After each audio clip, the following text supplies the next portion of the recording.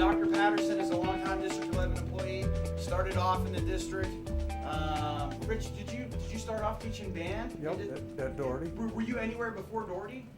Out of state, but not in district. Yeah. Okay, so Dr. Patterson he's by trade he's a band director, and he's taken large groups of students down to these big band competitions where they do these marching band things. I mean, he's done some really neat things over his career. Then he filtered into an assistant principal position over at Palmer. Day school assistant principal. He was the head principal at night school for a while. The same night school, believe it or not, that we actually have here. Dr. Patterson used to be in charge of that at Palmer at one point in time. Then Dr. Patterson went back to day school, finished off his career in District 11. After he retired, University of Phoenix picked him up, of which Dr. Patterson was in charge of the whole entire, if I understand this correctly, the whole entire education department. So if you were getting a degree in, so you wanted to become an elementary teacher, all these different things in education, Dr. Patterson was in charge of that. Ironically enough, he was also in charge of the principal licensure program, of which Ms. Presnell Catherine, she ended up going to Adams State, and then she came down and finished off at University of Phoenix. And so I think if you were to ask Catherine would say it was a great experience for her. So Dr. Patterson was in charge of that. We're going to go ahead and turn the attention to him. He's got a great little presentation. Hey, I'm Rich, and that's my name, not my status, okay? And I am your friend. What I do is work with teenagers today. You have a copy of a colored card, a red card, and I have a book that I wrote that just got published in November. It's written for kids, for yourself. It's less than $12. It's also got some things for parents in there. What I did was, after I retired from the University of Phoenix, I sat down and I said, what worked for me with kids? I worked with kids for 40 years, long time. And I said, what worked? What are some things that worked over the years? So I opened a Facebook account after I retired, smart move. And I said to my students who are all out there, I said, hey, here's what I was trying to do. What's left? What stuck with you?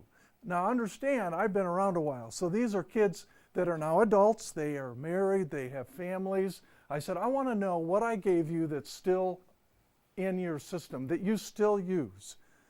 The stuff I got back was very humbling, very humbling. And so I took those things and I put it in that book. I said, here's some things that work for kids. It's written for you. I'd highly encourage you to get a copy, even if you're not a reader. It's available on ebook. It's available as paperback. It's coming out as an audio. It's not quite finished yet. They're a little slow on the take on that. So I offer that to you as credentials, if you will, for what I'm about to speak to you about. So I sat down when Josh said, would you come and speak to my group? And I said, what can I tell these guys that's different than what you just had? What can I give you that will give you something to get through the muck of life, that will help you make good decisions, that will help you be stronger and understand how important some of this stuff is? And I thought, I came up with this title, 5 Mental Models. A mental model is a reference. It's not something you have on paper. It's not on your phone. It's not on a computer. It's a mental set that you can go to use when you get some of the challenges of life, okay? So that's where we're at. That's where we're starting with that today. How many of you have felt overwhelmed at times?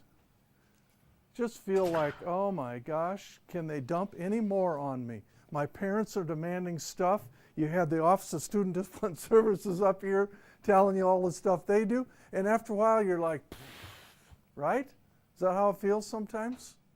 Absolutely. And you start to think, I can't even do the simple stuff, and these guys want me to go get a 2-year college degree. Come on. What can I do here? So I want to role play for you. I want to role play a conversation that I had with myself about being overwhelmed. So take a couple minutes, see what you think about this. Geez, I just get so overwhelmed with stuff. I don't know what it is. I got too many things to do. That must be it. If I could just Maybe I could focus in on one thing. That's it, one thing. I got it, I know. Write an app for the phone, right? That'll make me rich. All I have to do is write that one app. I'm done. I don't have to do this No, that ain't gonna work. I can't do it. I'll tell you what, I'm a musician. I play music. How about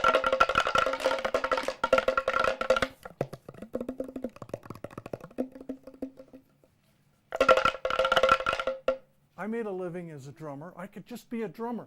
That's what I'll do. I'll just play my drums. That's all I want to do is just, nah, that's not going to work either. What am I going to do? What's wrong with me? Why do I have 3 things to do and I can't even get those 3 done? I'm so unmotivated. I just feel like, I don't want to do it. I just can't. I'm not even motivated enough to do this. How many of you have felt like that at times? I'm glad to see some hands, because otherwise I would have to add it to my very long list of things that I don't understand about myself. I have a mental file that I call I don't understand. And I put stuff in my mental file when something happens in life that you don't understand. Maybe you lost somebody that you really cared about. Or maybe it's just something that was really unfair that happened. Or something in your family that happened. You think, why did that have to be in my path?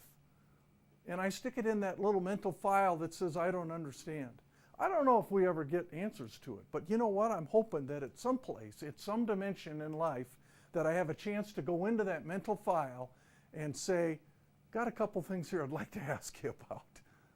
Maybe we don't get a chance, but you know what? It's a way for me to release some of those things that are blocking me, that are holding me back. I like having a lot of things to do. Well, let me go back. I like having a lot to do when I can get it done with some kind of quality. But if I can't do it with any kind of quality, and I start to notice my quality is slipping, then I know that my commitment is bad. I know that I need a tune-up. It's kind of like your car. You can run it, but eventually you have to put some money in it to keep it going. So are we. We're exactly like that. We have to find things that will reinvigorate us. Some of you might be at an all-time low for how you feel about your life right now. Guess what? Every one of us adults has had that too, right? Adults? Yep. We all have those times. And you know what? You've got to have something that you can grab onto that will help you to understand things a little bit better. You know, it's like this. If we had a frame, a big frame, that we could pull life into every now and then and take a look at it. Take a look at it and see what is exactly going on here within this frame. You know, we tend to look at life like they're grains of sand. And we have a magnifying glass in our hand, and we're looking at those grains of sand, and we're rearranging those grains of sand like it really matters. It doesn't matter. We rearrange these tiny little things in our life thinking, oh, that's it. That's it. That's going to make the big difference. And then what happens? Nothing. Nothing changes, does it?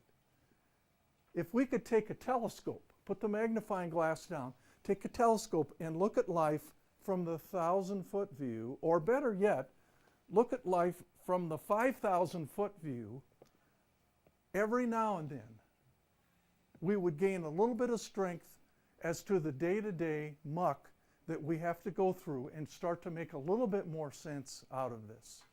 Now, if I could give you today, if I could give you 5 things that you can use at any time that will help you refocus yourself, would that be valuable to you?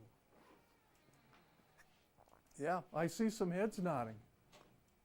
So that's our goal today. I want to give you 5 things, I call them mental models, references, that will help you understand life a little better, will help you kind of reconnect, if you will, with what you're doing. Now, before we start, just do this with me for a minute. Close your eyes. Don't go to sleep. And think of a time when you were overwhelmed.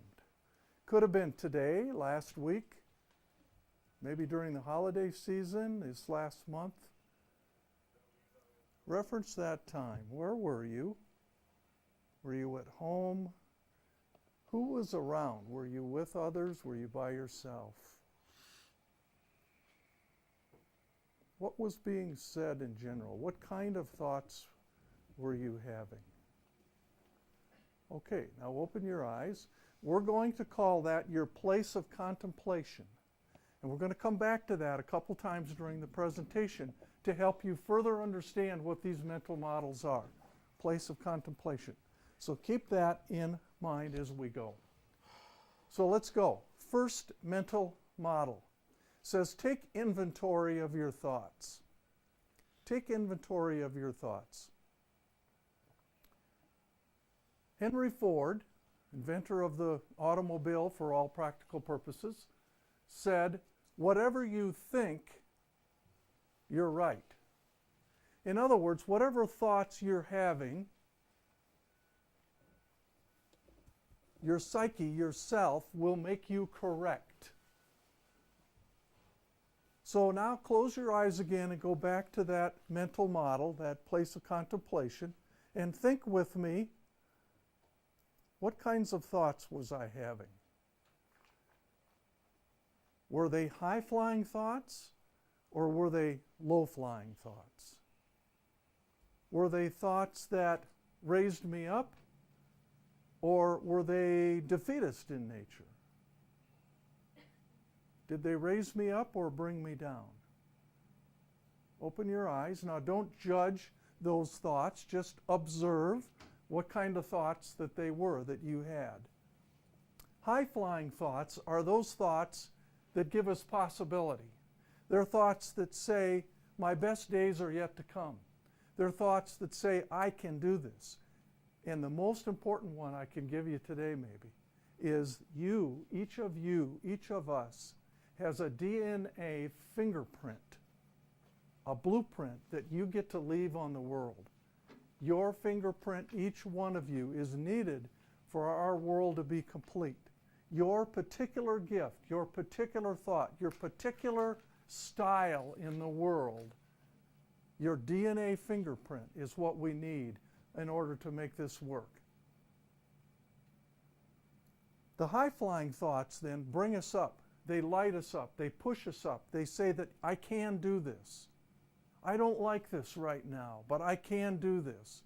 I don't particularly want to write this paper, but I'm going to do this. I don't particularly like this person. I don't like being around them, but I can do this to get to where I need to go. Those are important concepts because we all run into this stuff in life that's it's like a roadblock. It like stops us.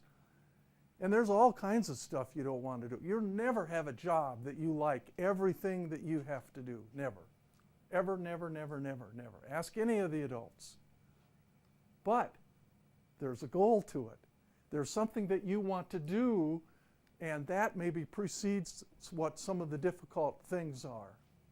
So take inventory of your thoughts. Think about the quality of those thoughts and catch yourself. We're going to talk about how to change a bad habit in a second here. Let's take a look at mental model number 2.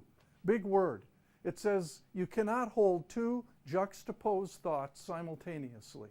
Juxtapose means opposing. So I can't think something is good and something is bad at the same time. I can't. I either think one or the other.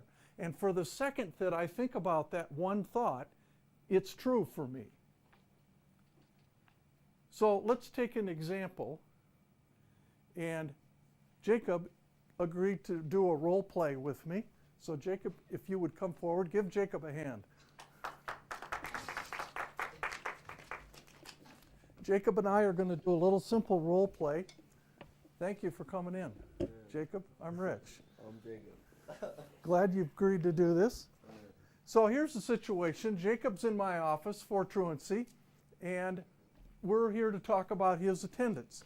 And I'm going to ask him 3 simple questions to which I want him to answer honestly. Hey, Jacob. You got kind of a long list of truancies, buddy, so how about letting me ask you 3 questions. Let's see if we can figure out what's going on. For sure.